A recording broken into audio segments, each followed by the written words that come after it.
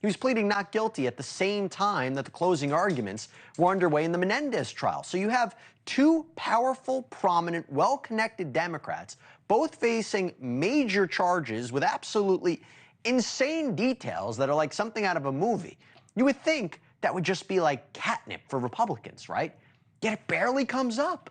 But here's what does come up a lot, though. This.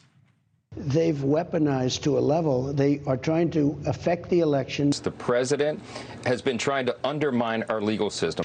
America is tired of this two-tier system of justice. About our justice system, which has two tiers these days, and it's very clear, and it's off the rails, it's being weaponized. But now you have a situation where Main Justice has weaponized the Justice Department. But this is just further proof that this is a two-tiered system of justice. It is clearly a two-tiered system of justice. I mean, it's two-tier justice, and I think the American people see it. I think you get the theme. And by the way, that's really only the tip of the iceberg. This is something Republicans say almost every chance they get, that the DOJ is weaponized against the right, that Biden's using the courts against them, that it's a two-tier justice system. But as Dan has pointed out on this show before, there have been many Democrats charged or investigated since Joe Biden took office, including the two who were in court today. Not to mention, by the way, the president's own son. Now, the evidence against Senator Menendez is arguably quite damning. And there is a lot of it.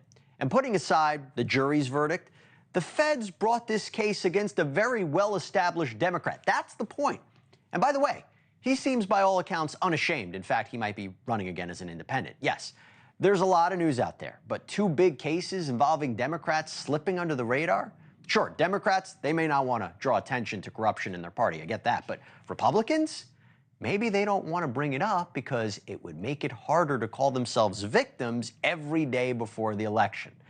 Well, to talk about this, I want to bring in Republican strategist and former legal advisor to President Donald Trump, May Mailman. Thank you so much for coming on. So, again, the Menendez case is crazy. We got wads of cash. We got, gold bars. Testimony that he literally rings a little bell so his wife would come out with bribe demands. How are Republicans not jumping on this and saying, look, the Democrats, they're corrupt, they're the bad guys? We do. I feel like when I was saying, why do we care about Justice Alito having an upside-down American flag when the Democrats are actually corrupting our American system of justice by taking bribes in the form of gold bars and hiding them in their shoes? We absolutely do care, but you can only yell, to nobody for so long before you've got to move on. And I think that that's the case here. When George Santos called himself Jewish and he wasn't Jewish, it was front page news of Politico Playbook for a solid week. And here you have this, and it can't break through to the mainstream. Well, I guess the other question would be, and the bigger question is, the lack of media attention aside, you would agree with me that doesn't it show that the DOJ is not really weaponized? I think it cuts against that claim, right? So, like I said, here you have somebody who has cash stuffed into their boots, and so they're being prosecuted for having cash stuffed into their boots. That's from Egypt. Versus with Donald Trump, you had no evidence of Russia collusion, and they started a full-scale investigation anyway. You have these school boards saying, I'd like to have the Department of Justice investigate parents as domestic terrorists. And guess what?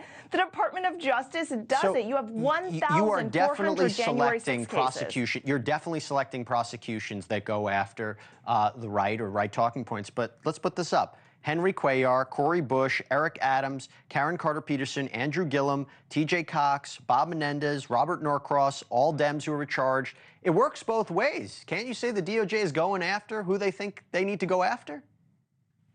It seems like there are a lot of criminal Democrats. I'm not going to fight you on that one. But if you actually look at what whistleblowers from inside the Department of Justice are saying, they are saying that, hey, we're not actually allowed to do our jobs, for example, in the Hunter Biden case, because DOJ, Main Justice, told us to slow it down. So I think that when you actually look at what people are saying, and he was convicted. He was only criminally charged because the plea deal broke apart. I mean, this is not something they actually wanted to do. And let's just take For example, anything going on during the Obama administration before President Trump got there, where you have people committed in the Department of Justice saying, I will do anything to prevent Donald Trump from being president. I'm not convinced by what I see, but May Mailman, I could talk to you for the next. Thank you for watching.